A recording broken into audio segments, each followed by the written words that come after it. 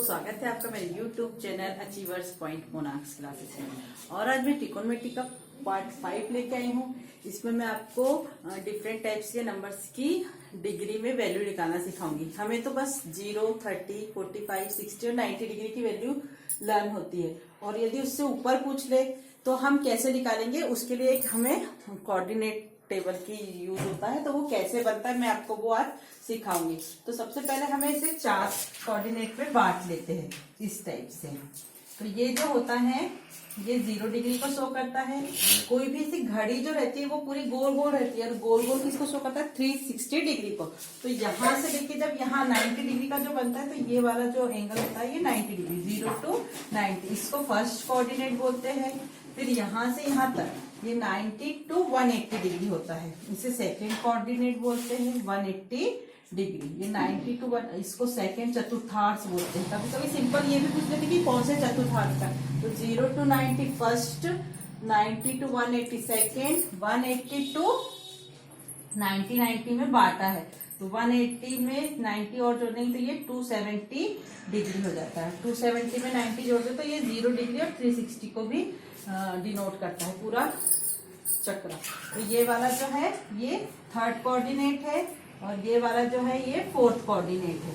अब इसके बाद आती है कि इसको बनाने का रीजन क्या है। सपोज आपके पास अगर कोई 90 डिग्री और 90 प्लस में दिया तब तक तो ठीक है, मगर कोई एंगल और बड़ा दे दिया, मान लो 135 दे दिया, 260 दे दिया, 300 दे दिया, 400 दे दिया, तो हम उसकी वैल्यू कैसे निकालेंगे। तो हमें इसके थ्रू निकाल लेते हैं। तो ये जो है पूरा ये यहाँ पे फर्स्ट कोऑर्डिनेट में सारी वैल्यू इसको ऐसे लर्न करते हैं। All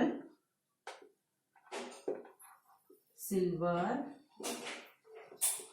tea cup. इसे याद करने का तरीका ये होता है कि ऑल सिल्वर टी कप से मतलब फर्स्ट कोऑर्डिनेट में सारी value sine, cos, tan, cosec, sec और कॉट, ये सारी वैल्यू प्लस में रहेगी। और यहाँ सिल्वर का मतलब है कि यहाँ सिर्फ साइन और कॉसेक वाली वैल्यू प्लस में रहेगी। साइन थीटा और कॉसेक थीटा प्लस में रहेगा, बाकी सब क्या हो जाएंगे माइनस। जो साइन 180 माइनस थीटा और 90 प्लस थीटा में सिर्फ साइन और कॉसेक प्लस में रहेंगे, बाकी सब माइनस में रहेंगे। यहाँ टी का मतलब है टैन और कॉट थीटा यहाँ प्लस में रहेंगे। थर्ड कोऑर्डिनेट में सिर्फ टैन और कॉट थीटा प्लस में रहेंगे, बाकी सब वैल्यू माइनस में आ जाएगी। उसके बाद कब, तो यहाँ पे कॉस और सेक प्लस में रहेंगे। कॉस थीटा और सेक थीटा यहाँ पे प्लस में रहेंगे, बाकी सब माइनस में रहेंगे। तो ये आपको अभी समझ में नहीं आएगा कि ये मैं क्या बता रही हूँ। यहाँ पे सब जितने भी त्रिकोणमिति वैल्यूज है यहाँ सब प्लस में रहेंगी। यहाँ पे सिर्फ साइन कोसेक प्लस में रहेंगी, बाकी सब माइनस में रहेंगी। यहाँ पे टैन और कॉट प्लस में रहेंगे, बाकी सब माइनस में रहेंगे। और यहाँ पे कॉस और सेक प्लस रहेंगे, बाकी सब माइनस रहेंगे। तो हमें हमेशा याद रखना है कि ये टेबल ड्रॉ कर लिए रफ में, अगर इस टाइप का क्वेश्चन पेपर में आया तो फिर उसे याद रख लिया कि साइन, यहाँ पे हमेशा ये एक गड़बड़ होती है कि बहुत लोग सोचते हैं कि साइन कॉस, नहीं, यहाँ पे साइन और कॉसेक रहेगा और यहाँ कॉस और सेक रहेगा, टैन, और इसमें कोई दिक्कत नहीं होती है। अब बात आई कि कैसे हम कभी कभी इसमें एंगल्स बदलते हैं। तो कभी भी कोई वैल्यू यदि 90 प्लस थीटा के फॉर्म में है या 90 माइनस थीटा के फॉर्म में है, एक बार ये, और दूसरा कोई वैल्यू 270 प्लस थीटा के फॉर्म में है या 270 माइनस थीटा के फॉर्म में है, मतलब कि जब ये दोनों वैल्यू दी रहेगी 90 plus theta, 90 minus theta, 270 plus theta और 270 माइनस थीटा, तो ये आपस में चेंज हो जाएंगे। मतलब कि साइन का कॉस बन जाएगा और कॉस का साइन बन जाएगा। इस टाइप से मैंने आपको सिखाया था 90 plus theta cos theta, cos 90 minus theta sine theta, इस टाइप से ये होता है। उसके बाद में 270 प्लस थीटा में भी ऐसे ही होगा, ये आपस में चेंज हो जाते हैं। साइन का कॉस, कॉस का साइन, टैन का कॉट और कॉट का टैन हो जाता है। ऐसे ही आपस में चेंज हो जाते हैं जब 90 प्लस थीटा, 270 प्लस थीटा या 90 माइनस थीटा है और 270 माइनस थीटा है। ऐसे ही एक और बचा है हमारे पास सेक थीटा। सेक थीटा का कॉसेक थीटा होता है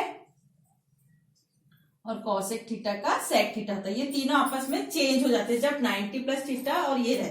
और यदि थीटा की वैल्यू 180 और 180 और 360 है, तो ये चेंज नहीं होते, जो थीटा रहेगा नो चेंज, मतलब जो वैल्यू दी है उसी के अकॉर्डिंग हमें रखना है। मतलब sine 180 plus theta sine theta ही होगा, और 360 के जो भी फॉर्म में रहेगा वो भी सेम थीटा ही रहेगा, बस वो प्लस माइनस का देखना होता है। मगर 90 और 270 पे ये आपस में चेंज हो जाते हैं। तो मैं आपको इनकी कुछ क्वेश्चन बताऊंगी, उससे ज्यादा समझ में आएगा। तो क्वेश्चन इस टाइप से आते हैं कि आपके पास क्वेश्चन दिया रहेगा कि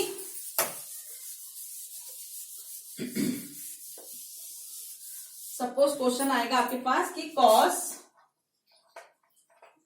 300 डिग्री की वैल्यू क्या होगी।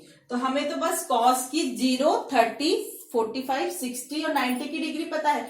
cos 300 की वैल्यू कैसे निकालेंगे, तो हम ये cos 300 को तोड़ लेंगे।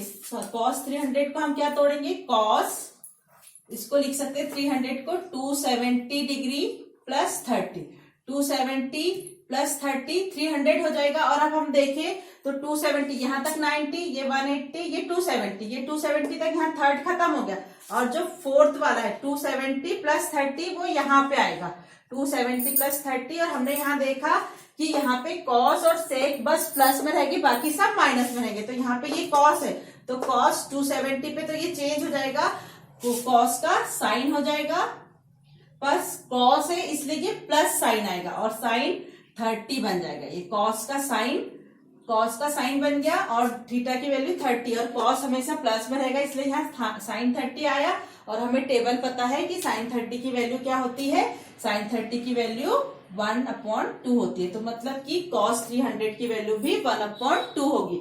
ऐसी एक क्वेश्चन में आपको बताऊं, अगर आपको पूछा है कि tan 135 डिग्री का मान ज्ञात करो, तो आपको क्वेश्चन सिंपल आएंगे। ये बड़े बड़े मान में भी आ सकते हैं कि अगर आपको पूछा कि tan 135, तो हमें तो सिर्फ 90 तक की वैल्यू पता है, तो 135 को हम क्या लिख सकते हैं, या तो हम 270 में से इसको माइनस कर दे 135 बनाने के लिए, या हम इसको ऐसे लिख सकते हैं tan 90 प्लस 45, ऐसे लिख सकते हैं। 90 में 45 जोड़ा 135 बन जाएगा वो। और जब हमने देखा 90 प्लस 45 कहाँ आता है, तो 90 प्लस 45 यहाँ आता है, ये 90 प्लस 45, और हमने यहाँ देखा 10 और 90, तो 10 का हो जाएगा कॉट। मगर मैंने आपको यहाँ बताया कि यहाँ सिर्फ साइन और कॉसेक प्लस में रहेंगे, बाकी सब माइनस में, तो ये माइनस कॉट 45 बनेगा।